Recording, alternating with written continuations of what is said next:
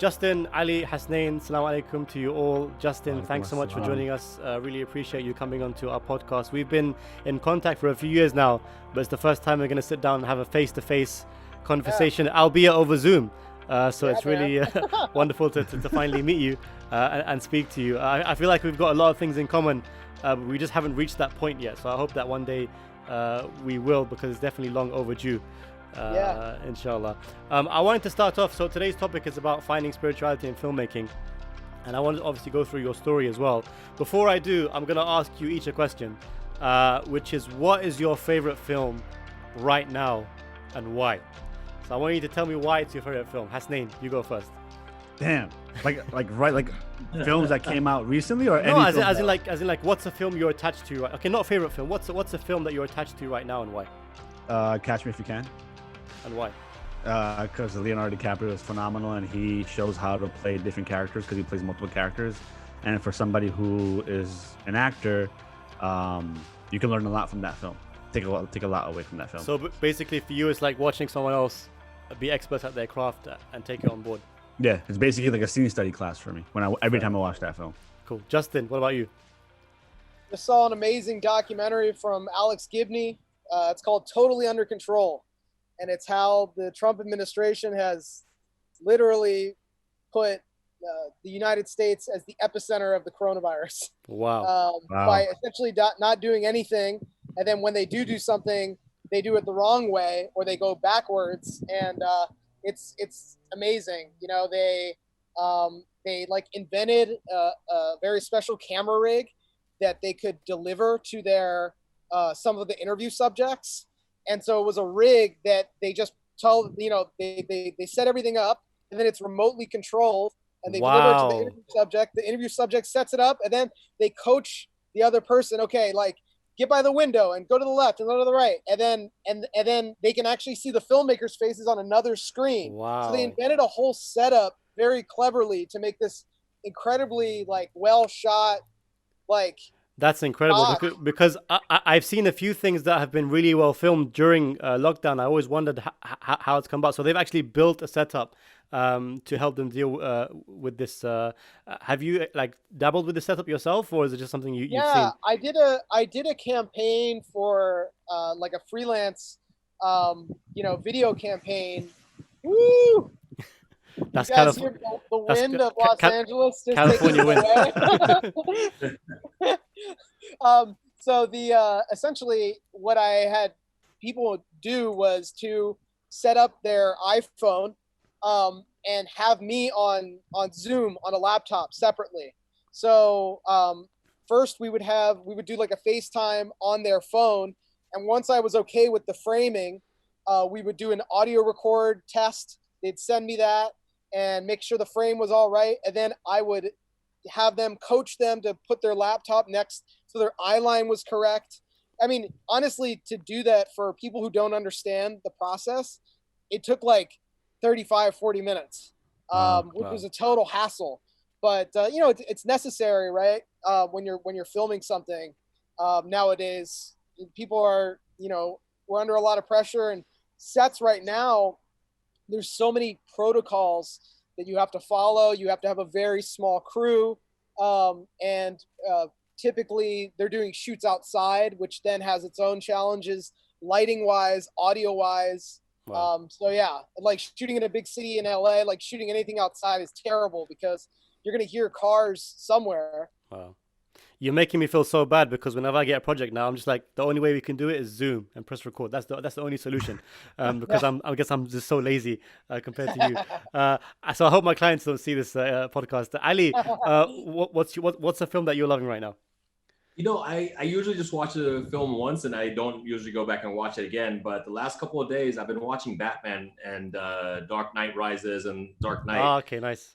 And I guess there was one scene in Dark Knight where the Joker has two separate ships that he gives those bomb detonators to. You know what I'm talking about? Yeah. And does a social experiment, like, okay, let's see who does it. And when I was watching that, I was like, you know what? This is kind of like how the politics are going right now too. Like the lesser of two evils. That was my thought. I'm like, wow, okay, this is how the last 4 years have been. Is we've been fed all sorts of craziness to see how much more we can be divided, I guess. But Yeah. I'm glad that portion is over now, and hopefully we come back as a united country again. I think that's what's so interesting about rewatching films, is that you take up messages from them that you never kind of expected to learn from them. So me, for example, I don't know why, don't ask me why, but this year I've seen Moneyball about maybe 5-6 times. And for me, it's just like the first time I watched it, I was like, wow, this is a great movie. The second time I watch it, I'm like, wow, this has got a deeper meaning. The third time I watch it, I get all these like layers from it. And I think what I love so much about that movie is that on the surface of it, I don't know if you guys have seen it, it just seems like a baseball movie, but really it's about something deeper than that, which is Brad Pitt's character really trying to deal with his own demons of trying of failure, basically, and wanting to succeed.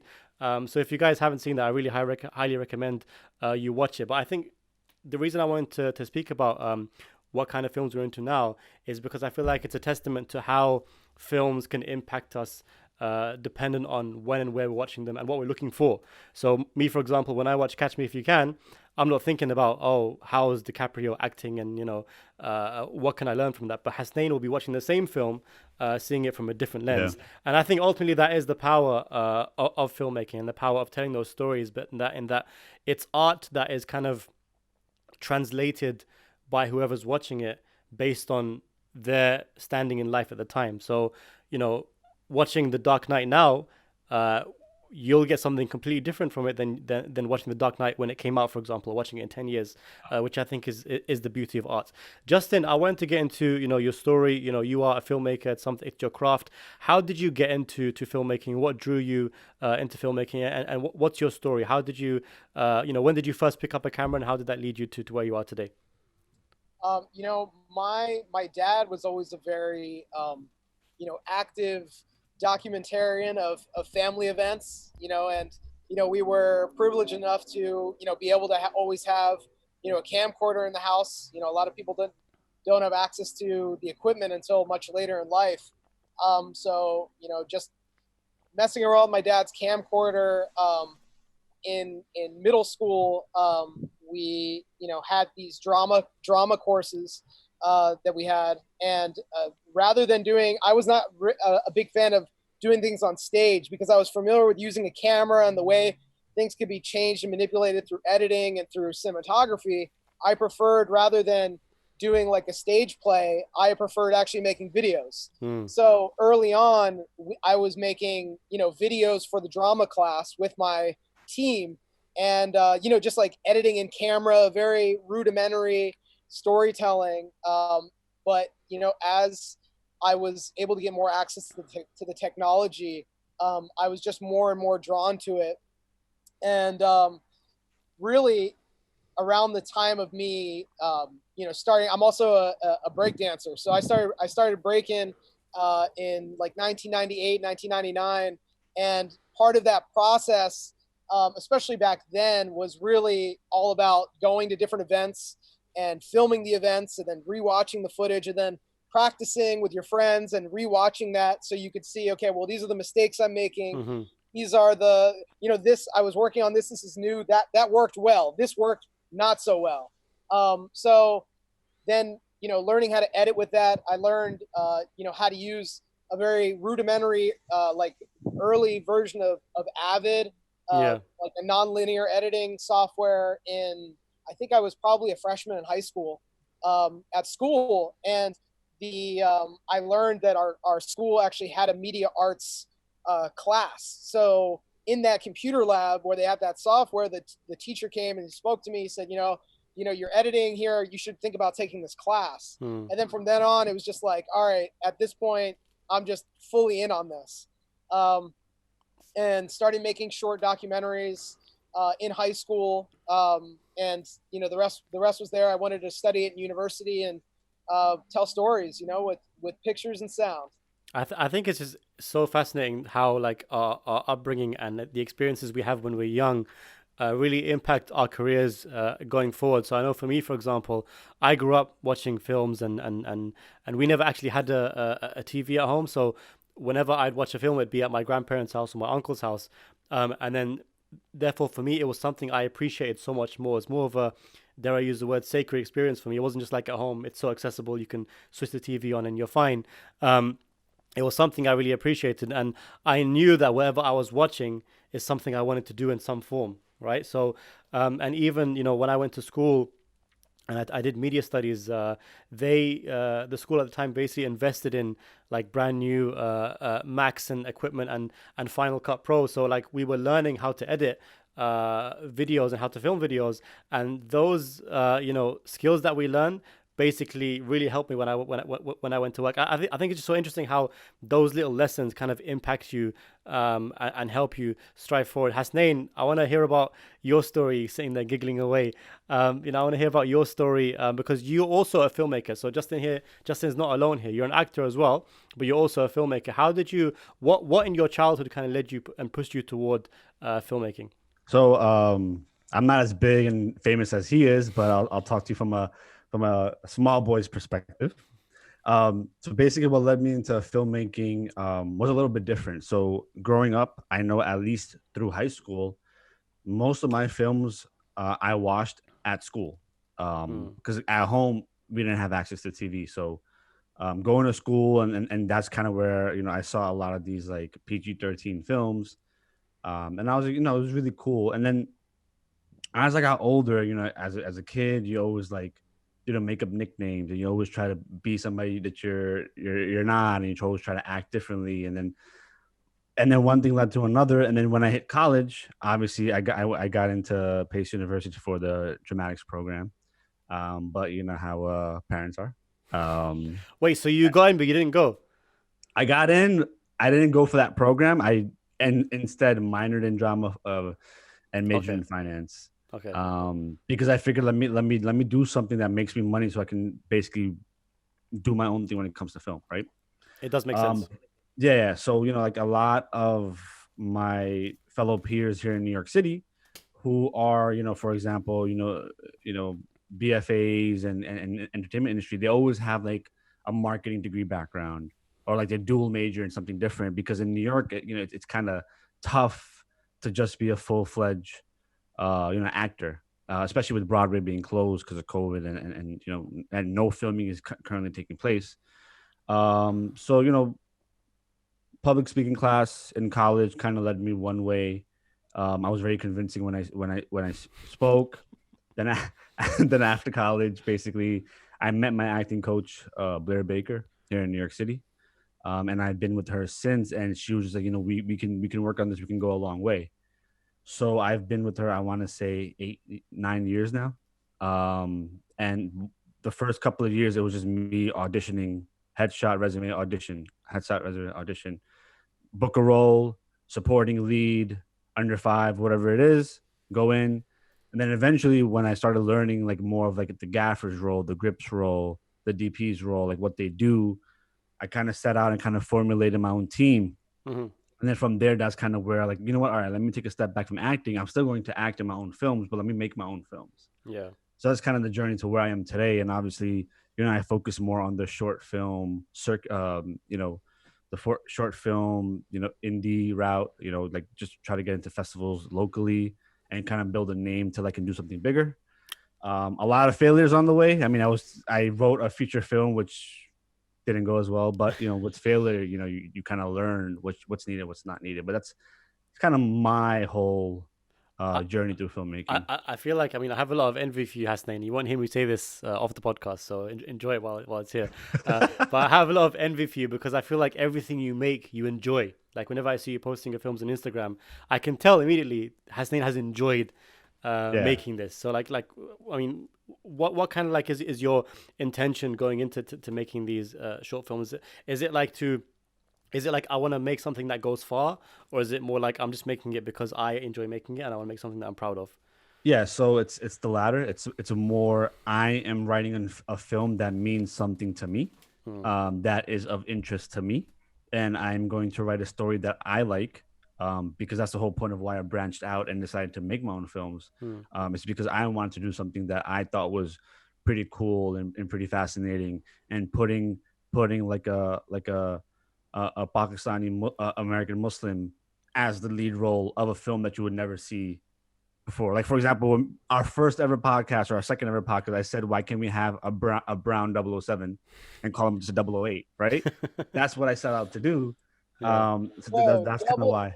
Agent 786, man. There you go. There it is. Agent 786. Got it. Yeah, But you have that scene when 007 walks into the brown 007 walks into the office, and they're like, "What's your code name?" He's like, 786, and then the music just starts straight away. I can see it now.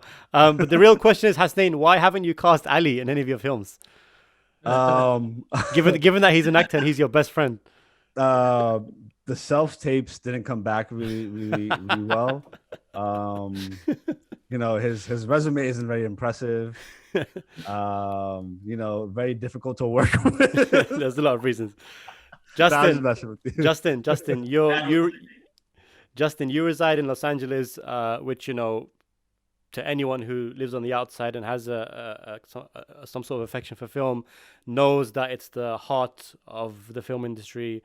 You know, Hollywood is kind of like that name that everyone associates with the film industry. Granted that, you know, a lot of people who work in film don't actually live there, but there is, like, you know, there is a culture there that is associated with Hollywood, that it's the, you know, the cradle essentially of all American cinema.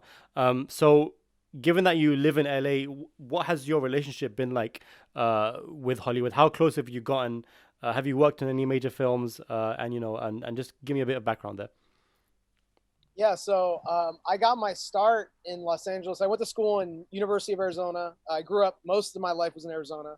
Originally, I'm from the East Coast, but came early on to Arizona, stayed there. All of the, you know, film schools in California are very expensive, especially if you're somebody coming from out of state as well. Yeah. So, you know, my family I come from like a pretty, you know, a religious family. They were even, you know, like, and it's not that they were not supportive, but they were more supportive of me studying film at home in Arizona than, you know what I'm saying, trying to foot the bill for some crazy, you know, like going to USC or UCLA. So I stayed local, and once I graduated, came to LA, and my first like real job was really working with, you know, CBS. So I was working for big, you know, non-scripted TV shows, entertainment shows. Nice. So my first job, honestly, was very, very close as far as, you know, being involved with Hollywood. You know, what did your role entail at the time? Yeah, so my role was essentially, I was a kind of like an assistant editor, if you will. Okay. And I was editing all of the footage that was coming in from Hollywood events overnight. So I was night side. I would go into work, you know, at around like 5 p.m. and I would come home at like 3 a.m. So I was, you know, up all night editing from all the Hollywood big premieres. And every once in a while there would be a premiere where they'd say, hey, you know, the host is sick, or we can't find a host. And, you know, do you have a dress shirt? Can you go and hit the red carpet? So I actually ended up hosting some of these red carpet. Like, so there's video footage online of you hosting these red carpet events. You know, I was always, whenever a show like Entertainment Tonight or one of these big TV shows, whenever they don't have, because there's so many premieres and TV events, whenever they don't have a big, you know, one of their main anchors available, they always just have somebody else that doesn't go on screen. They're just in the background with the mic. Okay. So fine. yeah, there's probably footage of me somewhere from somebody else's angle. But then I was also filming, you know, because just in case things happen, you know, they always do. You always do a stand up on the red carpet. Hey, we're here at the premiere, just in case they use it later. But no, none of my stuff ever made air. But my questions made air. My, you know, my right hand made the air. Nice. That's all that matters, man. That's the dream. Was it fulfilling? I mean, I know everyone's got to start somewhere, but, you know, you speak about going in at 5, leaving at 3, and, you know, you're not even editing film. You're editing essentially red carpet events, which has its own kind of complete vibe to it. Hearing celebrities talk about their craft. So I mean, how did it make you feel? Was it unfulfilling? Was it something you didn't think about, or was it just enjoyable? Or there's days that I hated it, and there was days that I was like, if I could be across from a Jeffrey Katzenberg and these types of folks. I'm trying to think of like who was the most like amazing person that like I don't want to say starstruck, because I was so much embedded in the world of that like celebrity, and yeah, it becomes normal to you that like you see people and you're just like it's it's a whatever, Yeah. Also, at that point, just going to like the grocery store to get a sandwich, you'd see big actors just hanging out and doing their grocery shopping. And one of the things about there's like a code in LA, if you're actually trying to make it in the industry, you cannot be fazed by seeing actors, because really in reality they're just your coworkers. You know what I'm saying? If you go on set and you can't focus on your job, and like you're just looking at the talent, or you're trying to hustle and talk to the talent, it's a bad look. You know what I'm saying? You're not going to get asked back. It's going to be a major red flag. So you kind of build up this kind of like, this barrier to stardom that it just doesn't exist anymore. And after that gig of yours, I mean, what was next for you? So what was next for me is that I started cutting TV specials for a local station here, a local news station. And that also dealt with entertainment as well, but also other stuff, news type related things. I also didn't mention when I came out to LA, I had finished a feature-length film, feature-length documentary, Warring Factions. And, while I was here in LA, doing as many festivals as I could, taking as many meetings, I could with, Morgan Spurlock. And, when I was in LA, I literally like set myself up to just like be outside of Spike Lee's offices to just just to have a conversation with him, like just watch this film. Yeah. But being in LA and, promoting my doc, I was able to, meet a lot of amazing people that were able to put my work in the hands of decision makers, you know what I'm saying? And, get me onto other projects. I've worked a few comedy specials with the comedian Mo Amer. Worked on some projects with, early on with Hassan Minhaj before Daily Show days, while he was here in LA. And just being in the proximity in LA, it's very helpful. You know what I'm saying? So after that, working in TV, continuing to work, then on my current documentary that was released last year, The Honest Struggle, being able to secure fellow team members to make such a film, able to secure funding that's necessary for completing a project that takes over 10 years to make. So yeah, I mean, being in LA, I can't complain. You know what I'm saying? Like with all the downsides of, like we talked about before we started rolling, of kind of just, people being fake from here and there. You know what I'm saying? Like it's kind of like the professional way to be here in LA is just to be nice to everybody. You know? So yeah. Even if it's not real sincere nicety, it's nice to live here, man, because people are friendly. Yeah, I'll mention as well. I mean, I said this before we started the episode off camera, but I come to LA.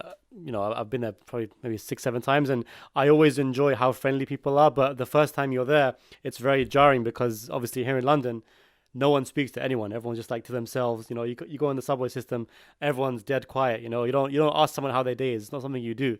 But when you go to the gas station in LA, you pay for whatever you're buying.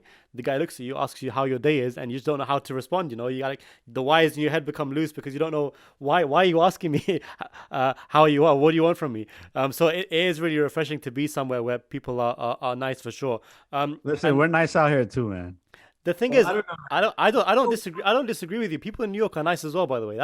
You guys have this this stigma that New Yorkers aren't nice. I feel like you are to yourselves, but whenever you need help from anyone in New York, there's always someone to help you. Personally, I see that. Ali, you sound like you were going to disagree. Yeah, no. What I was gonna say is I had a similar experience when I moved down here in Colombia, because everyone says hi, good morning, good afternoon, regardless of whether you know them or not. You're walking down the street and people look over, wave, and say hi, and that's something I wasn't used to being in New York for the last 9 years.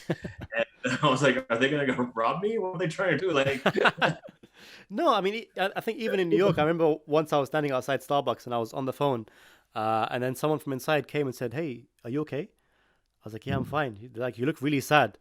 I was like, "Do I? That's just my normal face." So I think how he looks. Yeah, I had to like revisit, my standard face and make sure it's happier after that. But just the fact that people were interested and caring, it's not something you see here ever, because people here are just very cold and to themselves. And I think say that again. I was like, you want to leave London?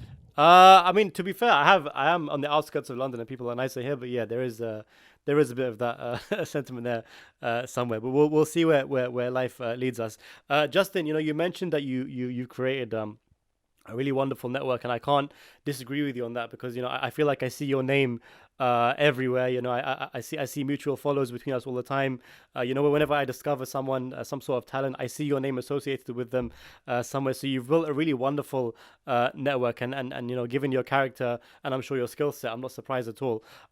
I did want to ask you though, I feel like a lot of the people you work with are Muslim or within the Muslim community.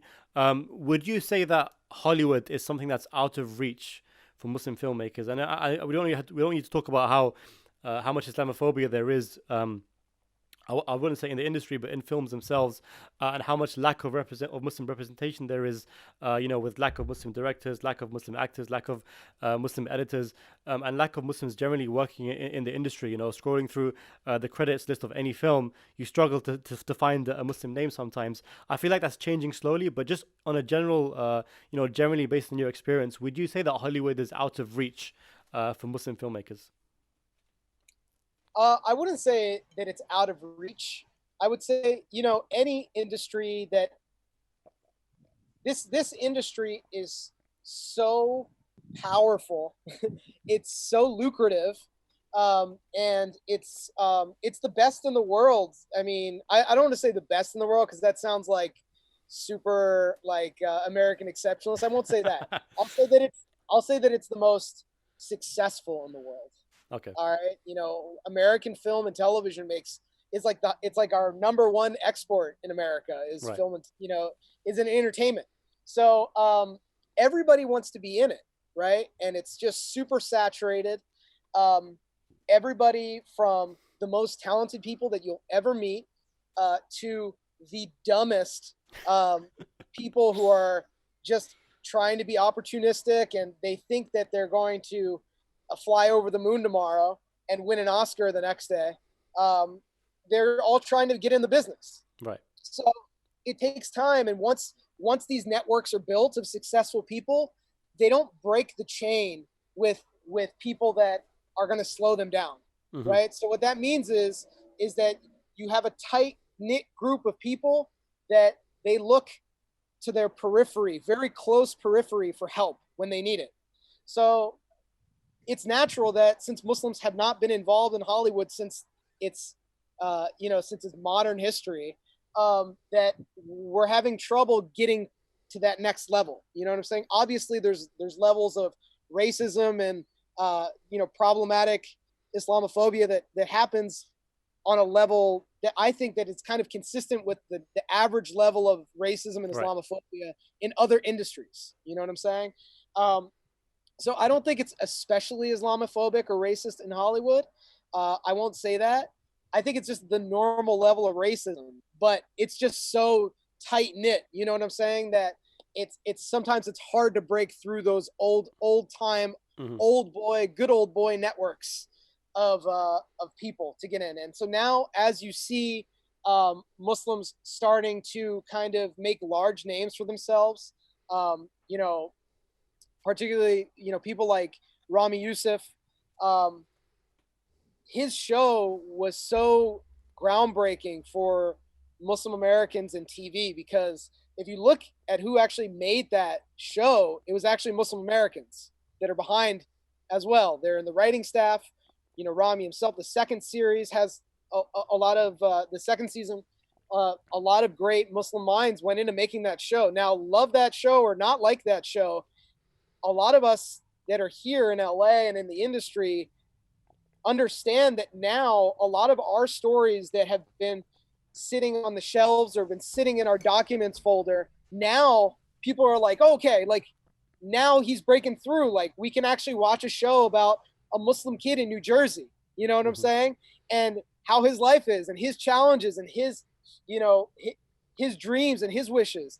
And it could be a successful TV show. So now it's kind of given a lot of other people the chance to tell their stories in a very profound and important way. Whereas before, I think maybe executives would say, because there's no predecessor for it, they would say, yeah, I mean, it's great, it's captivating, it's a good script or screenplay or a pilot, but I don't know, are Americans like, do they care about some hairy Muslim kid like that's obsessed with having sex? You know what I'm saying? Like, do they really like it? So now that there's a precedent, we can kind of keep going in with stories that are in like closer to us, you know, in our realm. So that's the way I see that.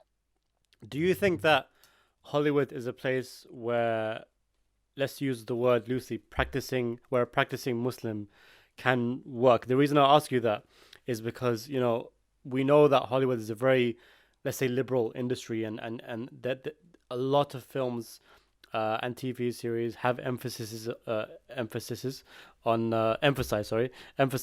sex, on nudity, on violence, on vulgarity, which is a conversation that me, Hasnain and Ali had before on this podcast.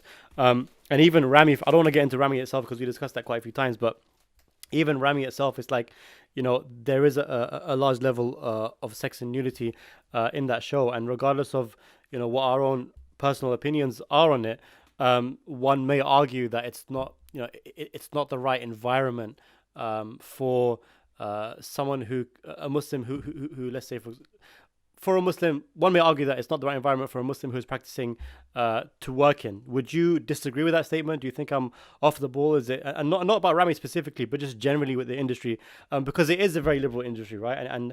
And there's a lot of things that are integral to that industry which are antithetical to Islamic values. How would you respond to that? I mean, I would agree in many ways. You know what I'm saying? Like, I've had a lot of challenges myself in, you know, really weighing the whole conversation. I'm sure Hasnain, as an actor, you've had a lot of hard conversations with yourself.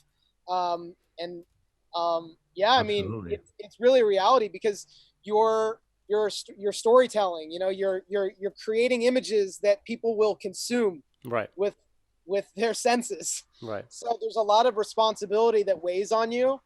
I would say that it's not for the faint of heart. You know what I'm saying? I think it's difficult, you know, just like I'm sure there's probably Muslims in the financial services industry that have the same issues, but in other respects. So what I'm saying, like, I think a lot of sorry, there's like a typhoon outside. No worries. I should show you the trees. They're just like about to fall over. Is that, you know, there are a lot of hard conversations. So I won't completely disagree with you. But I will say that the potential for impact is so high, that you really, if you keep your eye on the ball, we can do so much here. I think that's what keeps me going. It's what keeps me moving. And also too, that my set of skills is both, you know, you can be utilized both in ways that I can be telling stories, but also can be ways that I can be making a living for myself in other ways, right? Most of my 9 to 5 right now, I work in an advertising agency. So I work on commercials and social content for companies. So not to say that that's my end all, you know what I'm saying? But as I hone my craft and as I work on this creative side of me that is trying to tell stories, trying to make film and TV, I have this kind of side retreat where I know that on a day-to-day basis, I don't have to ask myself like, man, do I have to edit this scene right now? Like, am I doing this? Am I looking at myself and saying like, am I going to have to pay for this later? And what's going to be the penalty? Because how many times have I done it before? So I don't have to have that conversation on the day to day, because I have a diverse skill set. You know what I'm saying? So I guess to take away from that kind of slew of verbiage that I just gave you, I would say that if you're coming up in it, make sure that you can do more than one thing. Right. You know what I'm saying? So if you're trying to make it as a director, you know what I'm saying? Also be really good at sound engineering, right? Because you could be working on hundreds of other different projects in your sound engineering, but also learning the craft and being part of the craft in a different way, where every day when a big bone gets thrown to you, you don't have to ask yourself every day, like, man, do I have to take that? Because page 6 through 10 on this script is super problematic. You know what I'm saying? So you can make those decisions because you're able to pay your bills in other ways. Right. But also you're paying your bills with skills that make you valuable as a director or as a producer, or as an actor. You know what I'm saying? Yeah, right. I mean, I think it's that whole thing of being in control of your own finances, so you're not like a slave to anyone else. So you can be in control when it comes to your creativity, because you're not producing, you're not dabbling in your creativity in order to have bread to eat, right? You have that sorted kind of thing. So I think that is very important. Justin, I apologize to our guest here, but I did not manage. I failed to mention that you are in the presence of a Hollywood actor, Ali Alvi, who has been, who probably has the highest credit here. So he was in Body of Lies. I don't know if you've seen it. Directed by Ridley Scott. He was in the opening scene. Ali, sorry, I know I've got to throw you in there sometimes just to tell people how great and how wonderful you are, because I feel like you don't sing about that enough, and the fact that you're in it and you still get royalties from it, I think is fantastic. I know we've spoken about this before, but just tell us the story again briefly. Oh my God, here we go again. So you just randomly pull these things out when you think that I'm not paying attention or something. I think that's what it is. I don't know what to say. Like, okay, I played a role as a terrorist in Body of Lies in the opening scene, and we blew up a house. That's it. What was your experience like on set? But seriously, yeah, it was a lot of fun. It was a very good experience, actually. And as a matter of fact, when we were doing that scene, they didn't actually have any lines for me to say. So Ridley comes up and he's like, "Hey, do you know what you want to say?" I'm like, "I don't know. What do you want me to say?" So he's like, "Say something in Arabic." I was like, "Well, I don't speak Arabic." He's like, "Well, say something." So then I came up with this line, and I was like, "Oh, I think something about like heaven is waiting for us or something like that." And, I saw in the scene you were like this, right? You raised your hands or something, I think. And I like raised my hands and I'm like, Allahu Akbar, and then boom, everything. Well, see, this is an example of someone who works for bread, but I'm joking. This is an example of someone who's chasing his craft. But Ali, you haven't dabbled in acting recently. What's happened? Have you not been interested as much, or? Yeah, well, I've been doing a little bit of modeling, not so much as acting. And then obviously I've moved down here to Colombia, and then I've been involved with my business and other charity organization, so I haven't had time to be able to do anything. But if something comes up, yeah, of course, I'll jump in. Do you miss it? Would you say it's your dream to get to be in acting, or is it more like a hobby? I really enjoyed it. At one point, it was something that I wanted to do long term, but when I kept running into different obstacles because I had to balance religion and what I was supposed to be doing on screen, I chose to go with religion over following acting. Yeah. No, I think regardless of the conversation, and Justin, just heading back to your points about Rami as well, I think having that representation, you mentioned that you can make the most impact in that industry, and I always kind of fall back on this couple of lines that Raza Aslan once said. He gave a speech, I think it was at the Ummah convention about 5 years ago now, and I was in the crowd, and he said, we forget that even though Fox News is the most watched news show in America, the amount of people that watch the ending to How I Met Your Mother is about 10, if not 20 times that. So he's like, if you really want to make impact in this country, that's how you make impact, by getting Muslim representation. And even better, it's also a lot of the same people, which is important. You know what I'm saying? What do you mean? I'm saying it's the same people watching the ending of How I Met Your Mother that also watch Fox News. Right, correct. People kind of that are disarmed. Right, correct. To this.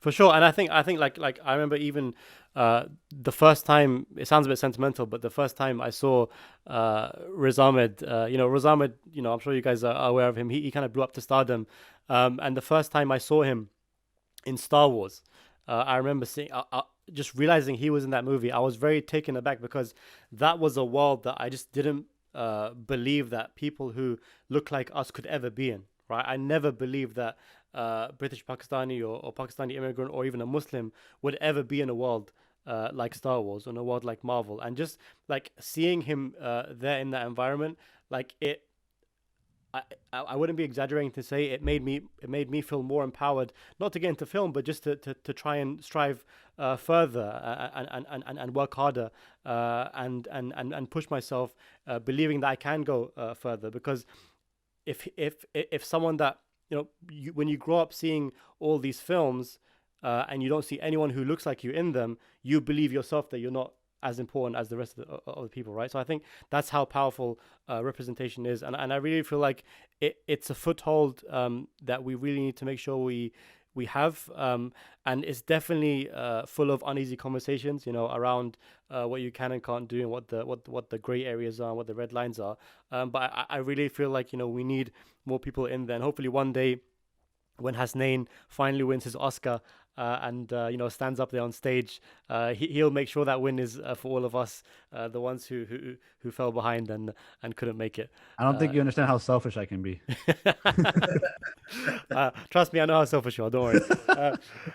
Justin, how has filmmaking improved your faith? What is the relationship like between your faith and filmmaking? I know you mentioned that you grew up in a family that perhaps wasn't what you would call religious, and you spoke about how you've kind of gone from college to where you are now. But in terms of your spiritual journey along the way, how was that entwined with your filmmaking, and how has filmmaking impacted your spirituality? So I would say that a lot of the projects that I take on, especially my longer form documentaries, have been always been a product of things that inspired me to try to be a better person and try to seek nearness to God.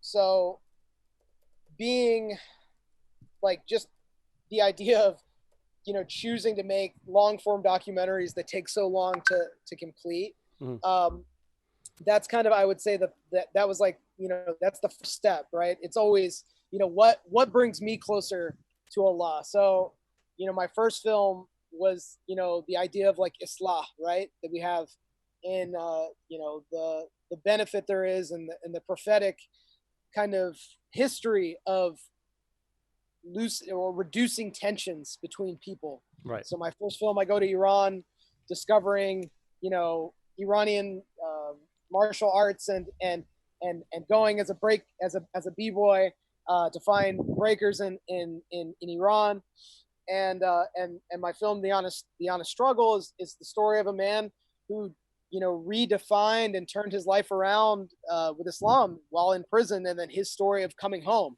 and what his journey is like coming home, and reinventing himself, and being in a system that has so many barriers against people. So I would say, everything starts there. I mean, and also too, that story really is the first story that brought me and introduced me to Islam, is through the story of Malcolm X. Right.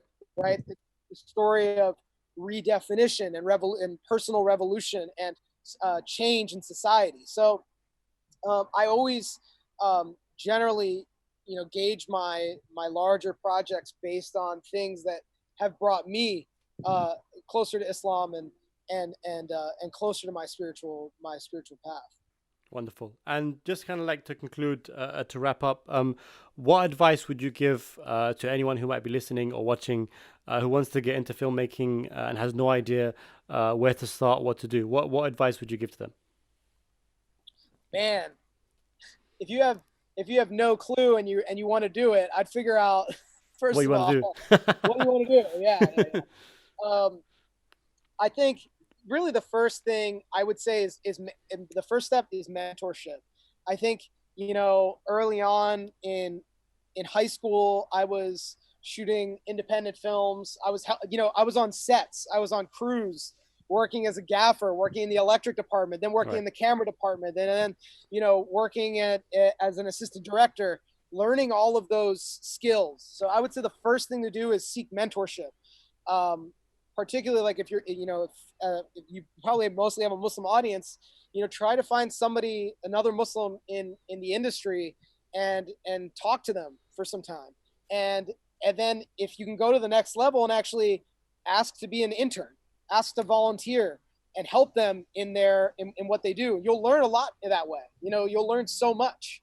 And you'll actually also probably learn if it's for you or if it's not for you at that point, before you go and you spend all the time and all the money in really trying to do it, because it's honestly, it's not for everybody. You know what I'm saying? I think just the challenge of, trying to live a righteous lifestyle and have a family and all of these things, it can be very challenging when you're working in an industry that's just really not concerned at all about that, So I was blessed to get married at the age of 24. And, alhamdulillah, I had a partner with me the whole way. And if I didn't, the results may have been different in the negative.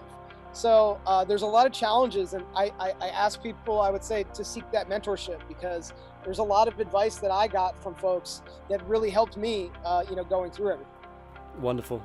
Justin, just wanted to take this moment to appreciate you. If anyone wants to look you up or watch your films, I know we didn't speak about The Honest Struggle.